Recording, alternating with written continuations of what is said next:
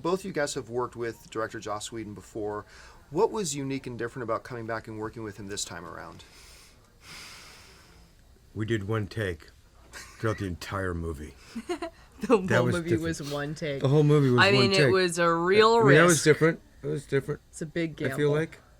I mean, truly, it was one take. No, he did. Yeah, you're saying that you did. Yeah, when it was just like, Yeah.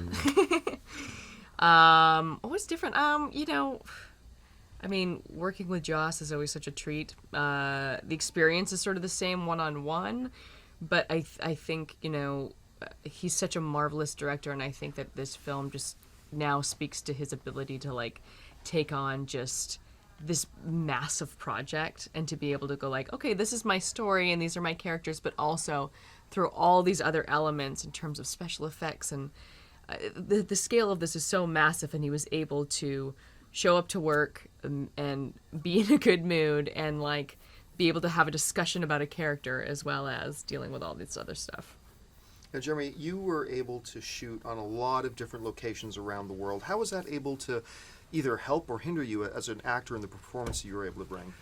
Well, anytime any of us can be on a real set or a real location versus any fake background or the CGI background, it always helps us with props and everything. And shooting in Italy for the end sequence was amazing because all that for wherever we were for Aaron and Lizzie, myself, in that section of the movie was all there, man. I mean, everything outside of, I can't say the spoiler of it, but the city doing its thing. I mean, it was amazing. I mean, it was one of the most beautiful sets I've ever been on in the sense of how tragic it was. The buildings were falling. I mean, there wasn't even like CGI, meteors or whatever coming down. It was just like they were literally physically throwing foam rocks, but with like dust coming off. I was like, this is really happening right now. It was amazing. It was a full travesty happening around you. You were living in it, so it makes it so easy to run around and do what we're supposed to do. And chaos is so fantastic. And there was literally no robots or bad guys running around, but it still felt chaotic. It was amazing. And then in the Stark Tower, it was in London. Again, one of the most exotic sets in opulent. I mean, it was amazing. I mean, everyone wanted to live in this set. It was so beautiful. I've never seen anything really quite like it in any job I've ever done. The sets were just fantastic, and I rarely had to do green screen or out in the woods.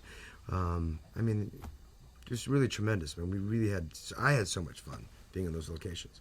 Now, after Captain America: Winter Soldier, Maria is in a very different place now. Tell us a little bit about where we find her and who she's working with now and what we can expect for her as we move into the next Avengers film. Yes, well, S.H.I.E.L.D. has been dismantled, and Maria has sought employment with Tony Stark at the Avengers Tower. And so, she's kind of running the show there, and she doesn't have S.H.I.E.L.D. at her disposal anymore, so it's like a much heavier workload, and she's sort of in charge of the Avengers and the different missions that they go on, and navigating Tony Stark. All right, well, that's it. Hey, what's happening? Lisa here. Avengers fans assemble. Now, you all know that the film is the highest grossing comic book film of all time.